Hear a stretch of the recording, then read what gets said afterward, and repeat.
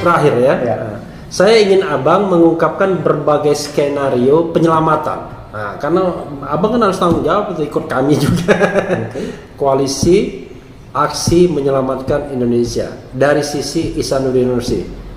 Entah berapa poin, silakan. Mulai poin 1, poin 2, dan harus konkret. Maksudnya bisa lebih ditangkap. 1, 2, 3, silakan. Mau 20 juga nggak apa-apa. 1 apa? 1. Ya. Perbaiki pasal 1 ayat 2 dan pasal 2 ayat 1. Kembalikan dari sistem bikameral menjadi sistem multikameral. Oke. Itu keyword. Oke. Jadi multikameral itu bahwa MPR terdiri dari DPR, utusan daerah dan utusan golongan. Kembali pada Undang-Undang Dasar 45. Kembali ke Undang-Undang 45. Oke. Artinya di dalam sana yang muncul adalah kewenangan MPR-nya menjadi lebih jelas. Dia merupakan penjelmaan. Nah, kan MPR adalah penjelmaan kedaulatan rakyat. Oke. Nah, jelas di situ. Dan posisinya jelas lembaga tertinggi. Oke. Jadi posisi itu kita kembalikan dulu di situ. Oke. Nah, ketika masuk ke dalam posisi begitu, Itu satu ya. satu. Ya. Yang kedua, kembalikan dulu soal warga negara Indonesia asli.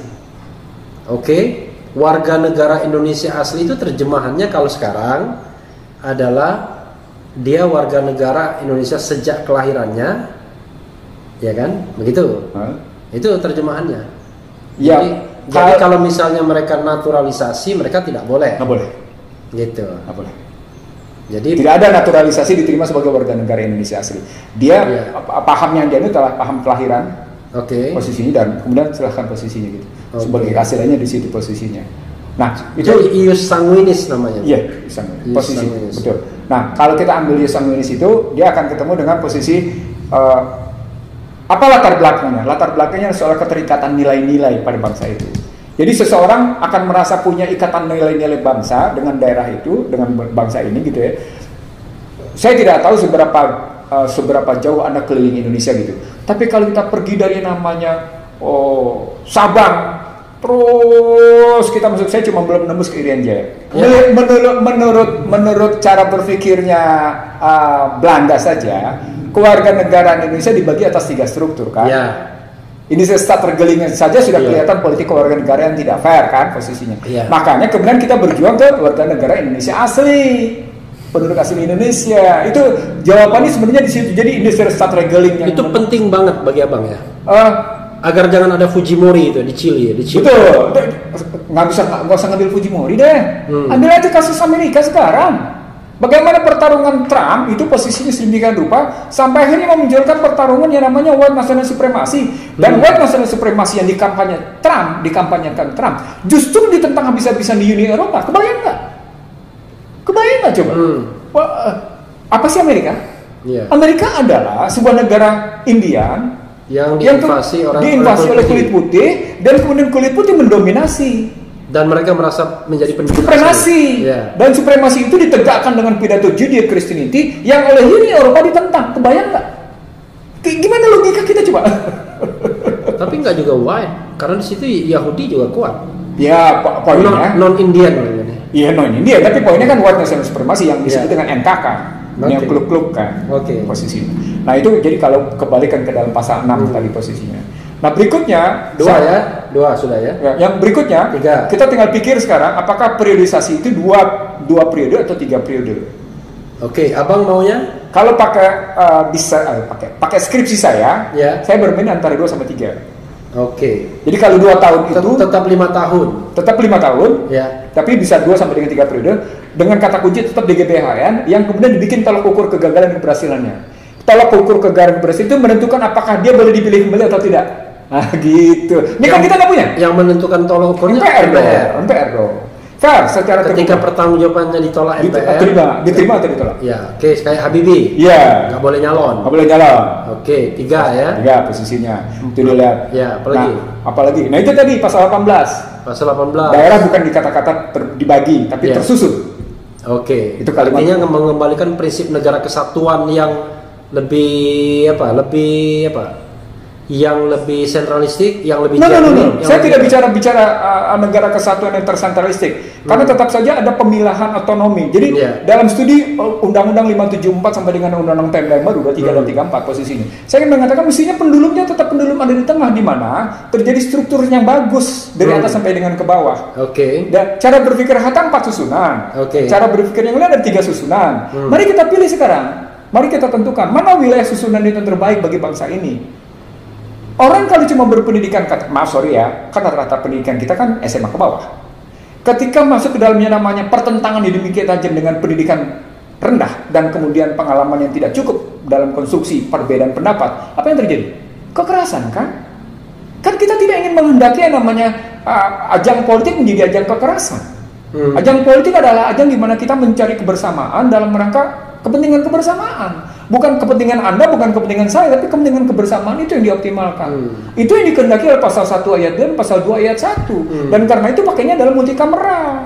Dan karena itu konsep saya sejak 98, Anda perlu tahu, utusan daerah misalnya, itu ditentukan bukan hanya oleh DPRD dan gubernur, tapi ditentukan oleh kelompok-kelompok masyarakat sekitar. Siapa utusan daerah itu? Misalnya ditentukan oleh majelis ulamanya, ditentukan oleh kalangan intelektualnya, gitu loh, ditentukan oleh kaum profesionalnya, ditentukan oleh kalangan mudanya. Yuk, nih usulannya begini, silakan utusan daerah. Ya. Begitu juga utusan golongan, silakan golongan memilih sendiri.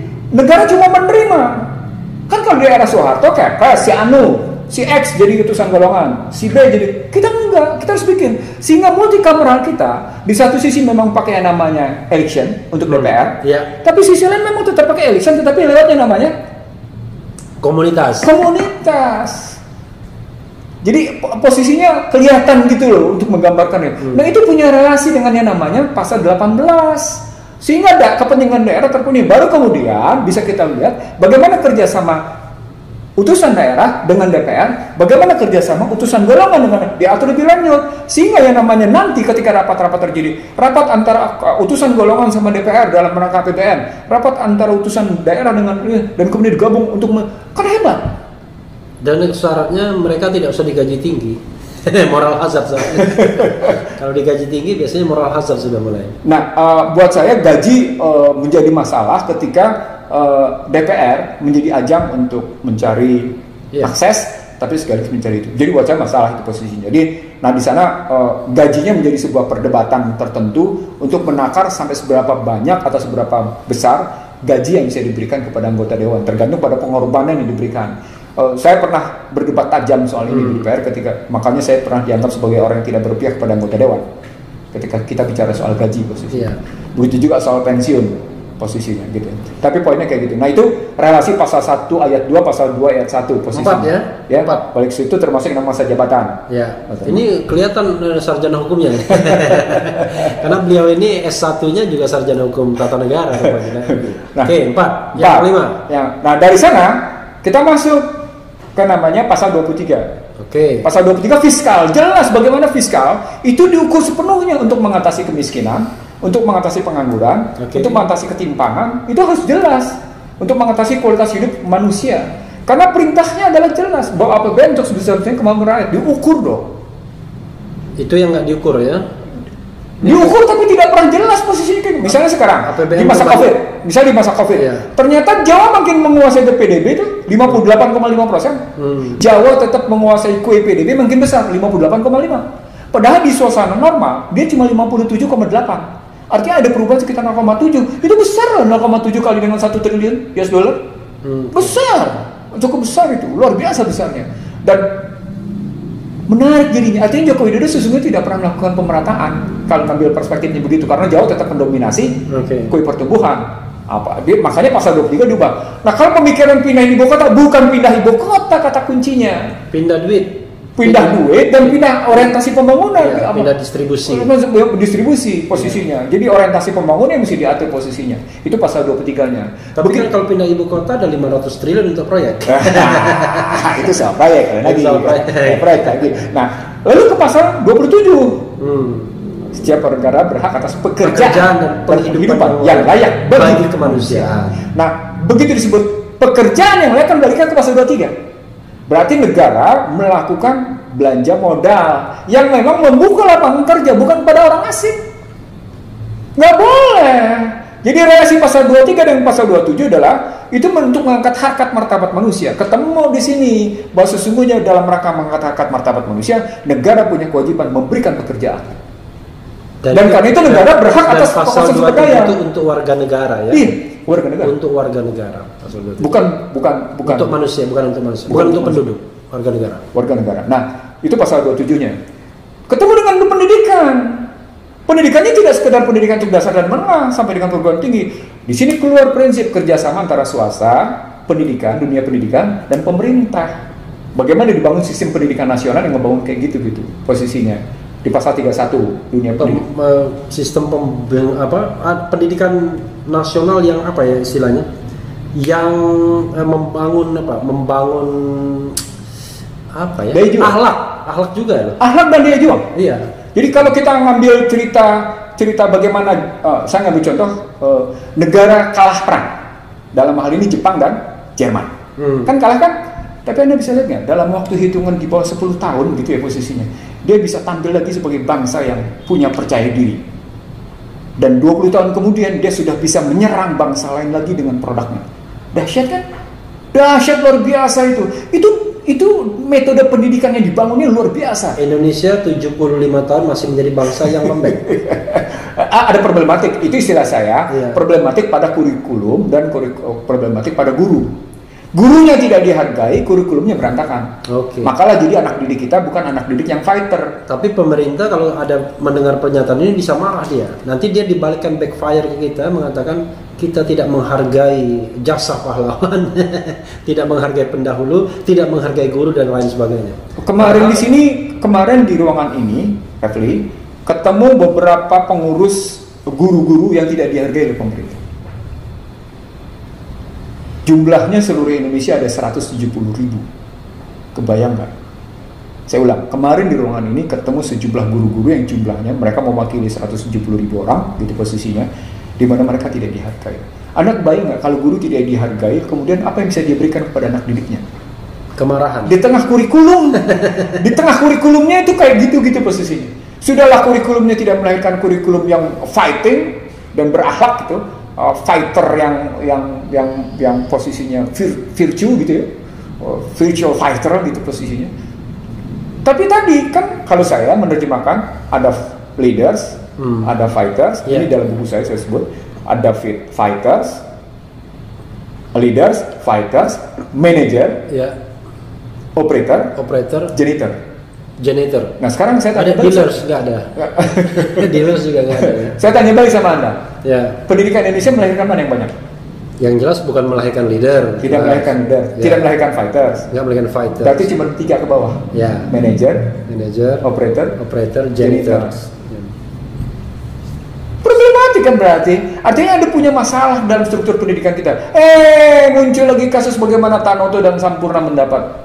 Ini kan ada yang salah dalam orientasi berpikir nih. Lalu mendayagunakan bahwa yang namanya handphone menjadi sarana pendidikan yang bagus. Sarana pendidikan yang bagus yang bagaimana? Itu yang saya nggak habis pikir adalah bagaimana mungkin kita mempercayakan pendidikan kepada orang yang tidak pernah belajar tentang metodologi analisis yang tentang nasionalisme dengan patriotisme, mengenai nilai-nilai kesejarahan bangsa ya. Anda salah ya? Makarim itu kan keluarga yang pernah jadi ini, pernah jadi ini sehingga punya nasionalisme gitu ya. Tapi Nadimnya kan tidak pernah merasakan beceknya kehidupan di negara ini kan. Nah, di situ yang saya sebut tadi punya jarak psikologi dan punya jarak sosial. Karena dia saya tidak tahu sejarah tapi saya tahu masa depan. Kalau Anda tahu masa depan tidak tahu sejarah, itu artinya Anda berada dalam posisi mimpi. Masa depan itu terjadi hanya karena hari ini terjadi karena kemarin.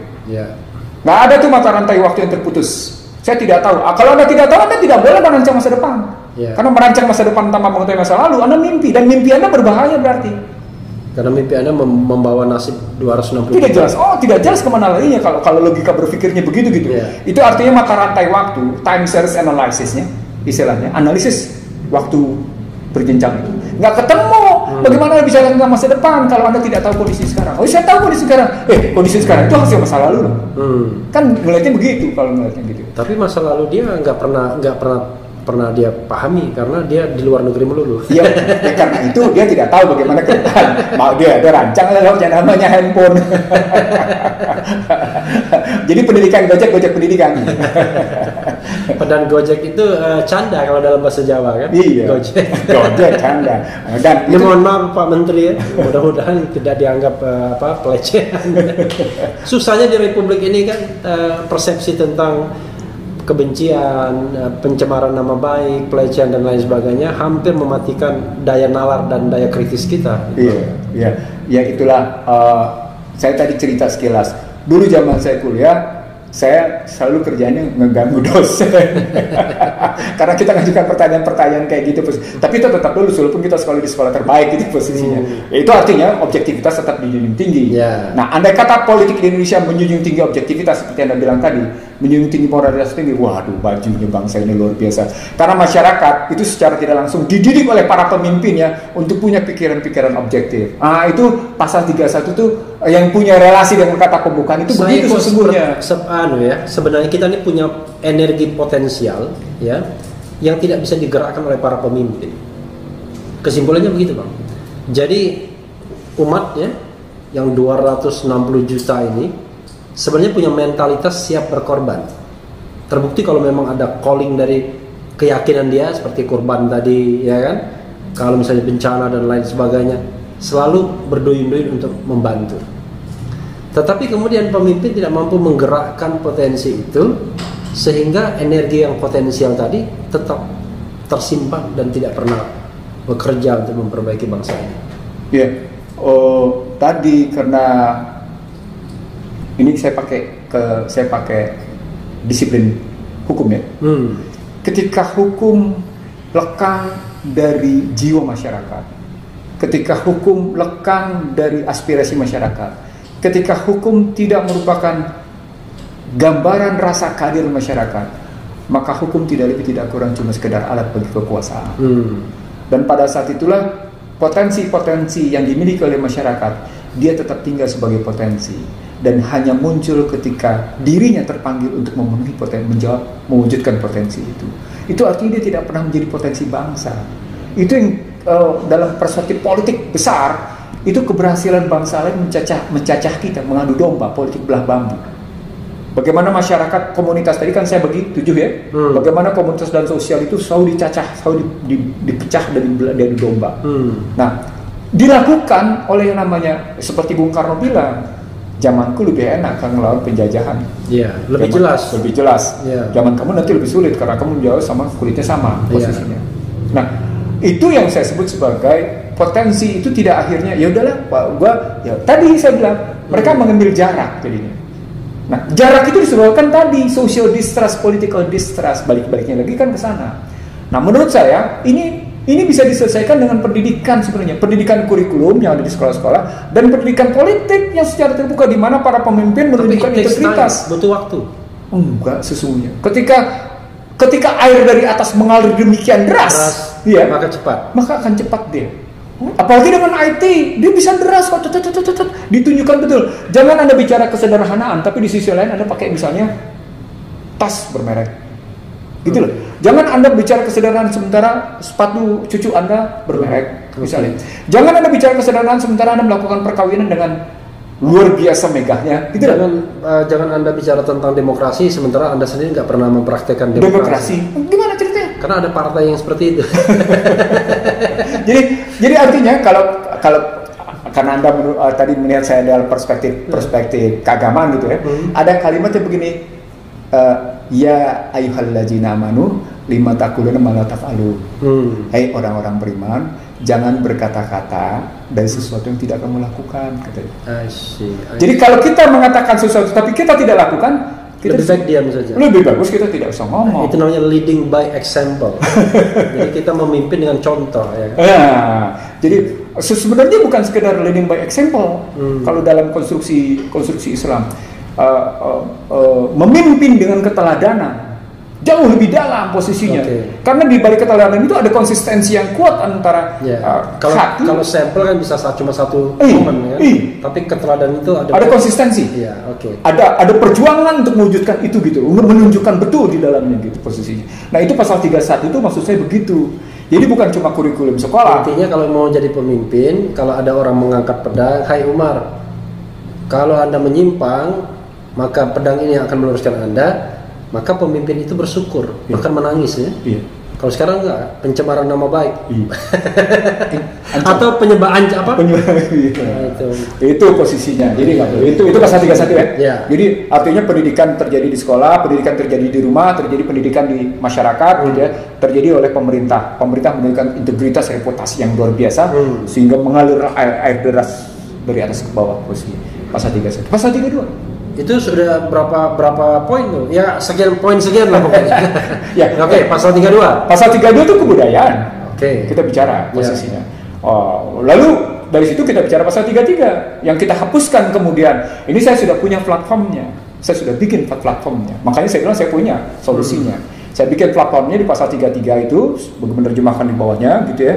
Lalu ditarik relasi dengan pasal-pasal ekonomi konstitusi, diterjemahkan ke dalam posisi kata pembukaan, sehingga terjadi yang namanya tadi konsistensi dari mulai kata pembukaan, ekonomi konstitusi dan pasal 33. Gitu. Nah, kalau dia tetap tidak selesai dalam perspektif ekonomi, muncul pasal 34, fakir miskin dan anak terlantar dipelihara oleh negara, bukan dengan model BPJS. Begitu, jadi kelihatan mestinya bagaimana negara bertanggung jawab atas orang-anak terlantar dan fakir miskin. BPJS itu menghina itu kan? Iya, nggak bisa dengan model BPJS, nggak boleh begitu. Dikasih kartu itu menghina. Iya, itu makanya kalau ada makanya. Artinya Anda orang miskin tuh, makanya Anda dikasih kartu. Penghinaan terhadap status seseorang. Iya. Nah, itu pasal 34. Nah, saya tidak bicara di 36 soal itu, tapi ini sampai di situ posisinya. Nah, kalau perspektifnya begitu, Anda menyebut saya pada solusi seperti apa? Teman-teman di kami itu posisinya sudah selesai bikin konsep itu, sudah ada konsep itu. Yang belum utuh jadi satu cuma pasal 33. Pasal 33-nya kebetulan saya siapin posisinya. Jadi sudah kita siapkan. Perubahan-perubahan yang menyeluruh dari seluruh kembali ke 105 sudah disiapkan menjadi sebuah buku. Dan makanya kalau kami itu cuma ngomong aja punya solusi, apa sudah ada solusinya. Pasal 33-nya saya siapin posisinya begini gitu. Sehingga dia tetap sesuai dalam rujukan semangat, nilai-nilai dan kata pembukaan 105. Itu kata kuncinya sesungguhnya, Refli. Jadi kita ingin mengatakan kalau bisa disimpulkan, Abang termasuk yang setuju dong kembali kepada Undang-Undang Dasar 1945 yang tanggal 18 Agustus. Dan dekret Presiden 5 Juli. Ya, dekret 5 Juli 1959. 18 Agustus dan dekret Presiden 5 Juli 1959. Konsekuensinya kan jelas kan. Tidak ada pemilihan presiden secara langsung. Iya. Tidak ada DPD. Iya. Tidak ada Mahkamah Konstitusi. Iya. Kemudian utusan golongan bisa masuk TNI, Polri lagi. Iya. Setuju? Enggak. Mari kita atur ke situ. Jadi ada beberapa aturan-aturan yang memang kurang di dalamnya. Saya bukan mengatakan yang namanya Undang-Undang Dasar 45 itu lengkap, tapi kembalikan dulu posisi dasarnya. Itu posisi. Lalu setelah itu kita bikin namanya tambahan. Adendum. Adendumnya posisinya. Adendumnya bukan yang kayak begini. Iya. Tentu adendum dengan kajian akademik yang benar. Mana nih, misalnya tadi kalau kita ingin memperbaiki tentang utusan golongan, apa pengertiannya gitu kan? Bagaimana kita mekanisme mengatur utusan daerah, misalnya kalau pakai gagas berpikir Anda gitu posisinya.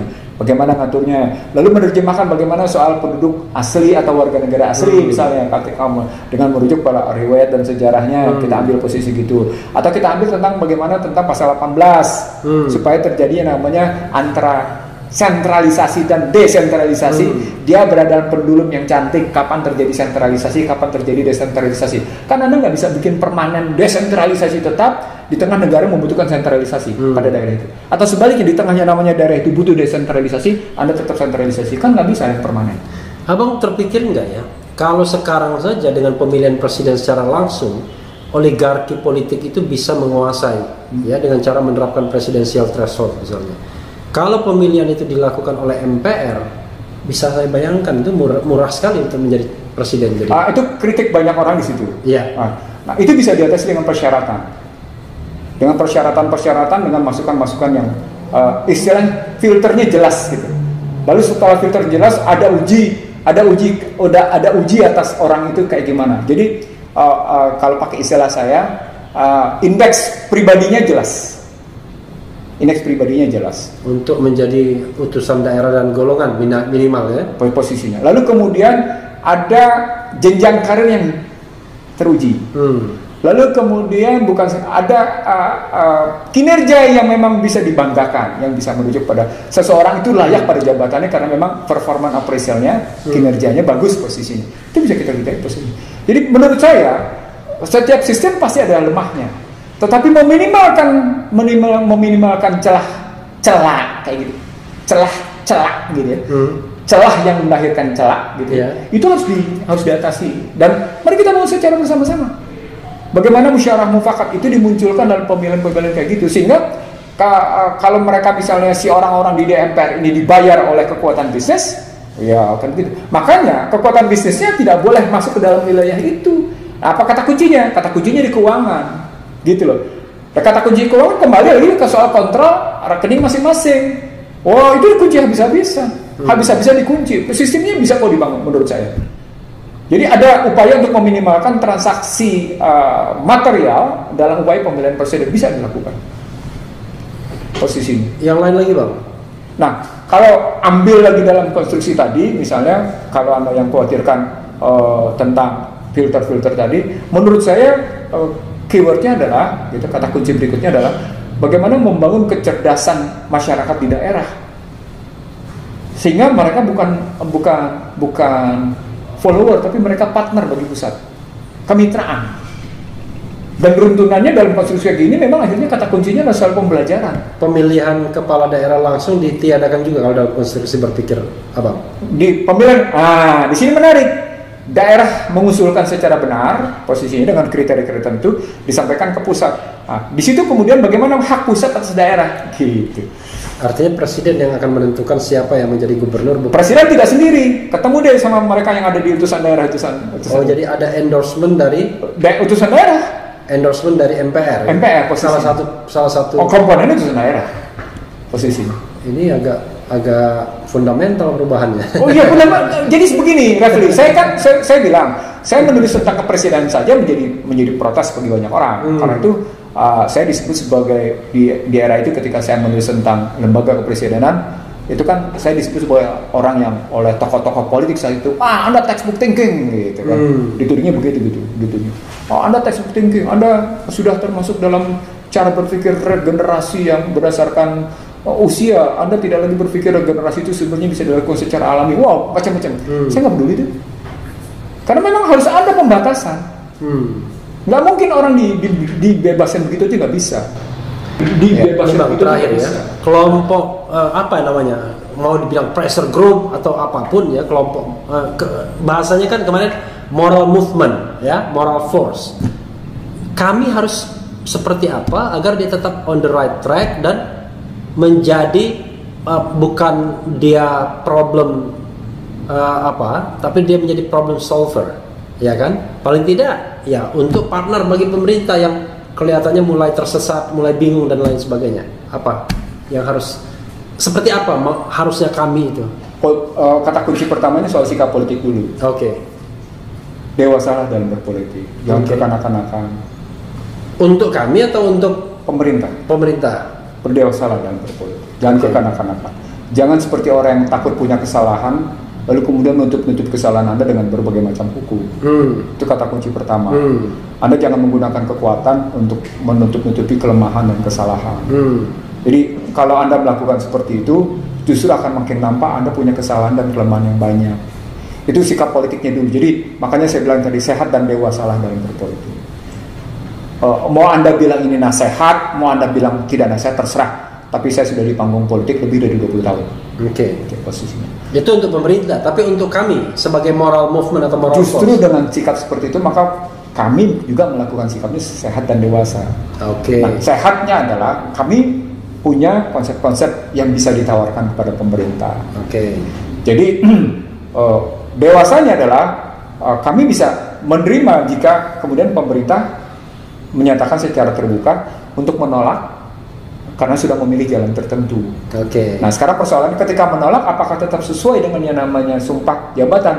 Kita tanya, kalau Anda menolak konsep kami, itu sesuai nggak dengan sumpah jabatan Anda? Oke. Kita harus tanya begitu. Oke. Sama seperti ketika saya main-main di Bank Senturi dan saya dibunuh gitu ya posisinya oleh banyak kalangan gitu ya. Pertanyaan saya sederhana, apakah memang presiden saat itu menjalankan sumpah jabatan? Apakah memang Menteri Keuangan sebagai KSSK, Komite Stabilitas Sistem Keuangan, menjalankan sumpah jabatan? Apakah orang BI menjalankan sumpah jabatan? Saya kan tidak tahu. Ya tanya saja kalau mereka, ya kan sumpah jabatan sifatnya moral. Ya karena memang kami mainnya moral, maka kami berdekatan dengan sumpah jabatan dan itu moral. Itu tracknya ada di situ, Refri. Itu yang kedua ya. Yang ketiga, kita berusaha membangun kesadaran masyarakat bahwa masyarakat butuh yang namanya format keteladanan. Nah, kami berusaha tampil sebagai pemikir-pemikir yang teladan. Oke. Itu penting di situ bahwa kami nggak boleh norak gitu ya. Iya, tidak kampungan. Iya. Jangan ngebangun opini. Jadi kalau dihina, dicerca gitu ya, jangan dilayani biasa-biasa aja. Oke. Jadi kalau misalnya disebut Anda pokoknya direndahkan, Barisan sakit hati ya. BSH. Iya. Mestinya lebih kencang dari itu tudingannya. Iya. Bukan cuma sekedar barisan sakit hati gitu loh posisinya. Mau makar. Terserah pokoknya. Iya. Tapi kalau saya belajar dari itu, Anda bukan hanya dicerca, Anda bukan hanya dihina, kemungkinan Anda juga akan disakiti. Nah, di situ Anda butuh daya tahan. Okay. Anda butuh punya keberanian dan daya tahan. Nah, di sana yang muncul adalah satu sikap dewasa di mana kita tetap tegak pada moral yang kita punya. Okay. Dan moral yang kita punya adalah moral konstitusi tadi, moral kata pembukaan tadi. Makanya saya bilang relasinya adalah